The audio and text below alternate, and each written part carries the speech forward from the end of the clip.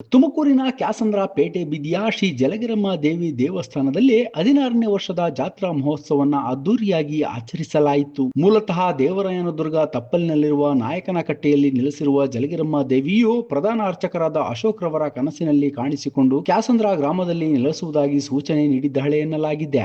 ತಾಯಿಯ ಪ್ರೇರಣೆಯಿಂದ ಭವ್ಯ ದೇವಾಲಯ ನಿರ್ಮಿಸಿ ದೇವಿಯನ್ನ ಪ್ರತಿಷ್ಠಾಪಿಸಲಾಗಿದ್ದು, ಇಂದಿಗೆ 1 ವರ್ಷ ಪೂರ್ಣಗೊಂಡ ಹಿನ್ನೆಲೆಯಲ್ಲಿ ವಿಶೇಷ ಉತ್ಸವ ಆಯೋಜಿಸಲಾಗಿತ್ತು.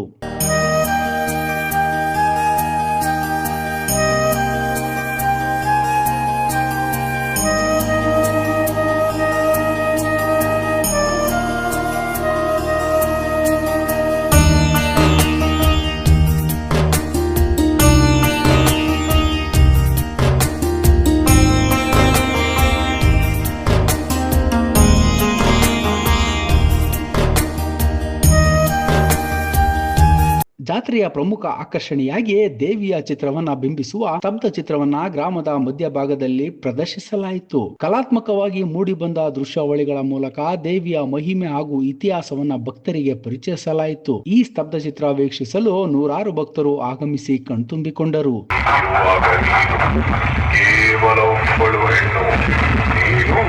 ನಮಗೆ ಸವಾಲು ಹುಟ್ಟುವೆಯ ಕಷ್ಟಿದ್ದು ಪಡು ಎನ್ನಾದ ನೀನು ನಮ್ಮನ್ನು ಏನು ಮಾಡಬಲ್ಲೆ? ಎಲ್ಲ ದಾನವರೇ, ಹೆಣ್ಣಿನ ಬಗ್ಗೆ ತಾತ್ಸಾರವಾಗಿ ಮಾತನಾಡುತ್ತಿರುವುದ? ಜಗತ್ತಿನ ಆದಿಗೂ ಅಂತ್ಯಕ್ಕೂ ಹೆಣ್ಣೇ ಕಾರಣ. ಇಂದಿಗೆ ನಿಮ್ಮ ಸರ್ವನಾಶ ವನ್ನು ಮಾಡಿರುವೆ. ಆದರೂ ನಿನಗೆ ಮತ್ತೊಂದು ಅವಕಾಶವನ್ನು ನೀಡುತ್ತಿದ್ದೇವೆ. ನಮ್ಮ ದಾಸಿಯಾಗು. ಪ್ರಾಣ ಭಿಕ್ಷೆ ನೀಡುತ್ತಿದ್ದೇವೆ.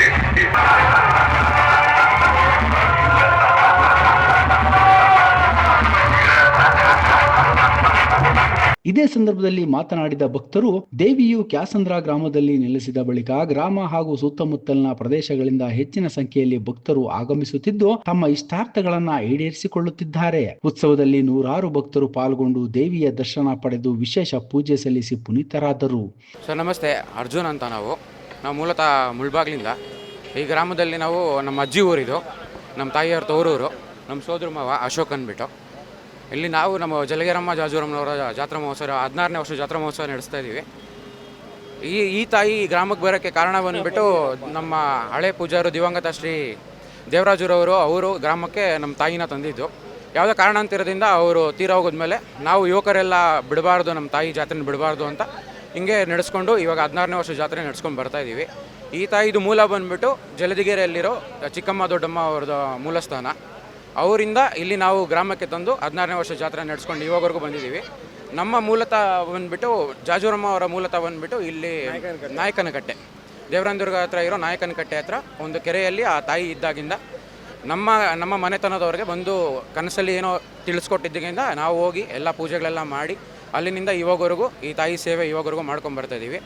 ಈ 1 ವರ್ಷ ಹಿಂದೆ 1 ವರ್ಷದಲ್ಲಿ ಇದೇ ಗ್ರಾಮದಲ್ಲಿ ನಾವು ದೇವಸ್ಥಾನ ಕಟ್ಟಿ ತಾಯಿನ ಪ್ರತಿಷ್ಠಾಪನೆ ಮಾಡಿ ಅದ್ದೂರಿಯಾಗೆಲ್ಲ ಜಾತ್ರಾ ಮಹೋತ್ಸವ ನಡೆಸ್ಕೊಂಡು ಅದ್ದೂರಿಯಾಗಿ ನಾವು ದೇವಸ್ಥಾನ ಪ್ರಾರಂಭ ಮಾಡಿಕೊಂಡು ಇವಾಗವರೆಗೂ ನಡೆಸ್ಕೊಂಡು ಬರ್ತಾ ಇದೀವಿ ಸರ್. ನಮ್ಮ ಹೆಸರು ಗಣೇಶ್ ಅಂತ ಅಂದ್ಬಿಟ್ಟಿದ್ದು, ಇಲ್ಲೇ ಕ್ಯಾಸಂದ್ರ ನಿವಾಸಿ. ಏನು ಇವತ್ತು ಜಲಗಿರಮ್ಮ ಒಂದು ವಿಜೃಂಭಣೆಯಾದ ಒಂದು ಮಹೋತ್ಸವ ನಡೀತಾ ಇದೆ. ಇದಕ್ಕೆಲ್ಲ ಮೂಲ ಕಾರಣಕರ್ತರು ನಮ್ಮ ಅಶೋಕಣ್ಣವರು.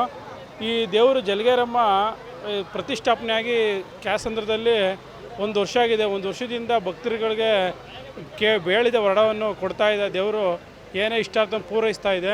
ಸುಮಾರು 16 ವರ್ಷದಿಂದಲೂ ದೇವಸ್ಥಾನ ಇಲ್ಲಿ ಪ್ರಾರಂಭಿಸಿದ್ದಾರೆ. ತುಂಬ ಇಷ್ಟಾರ್ಥಗಳನ್ನು ಪೂರೈಸ್ತಾ ಇದ್ದೇವೆ.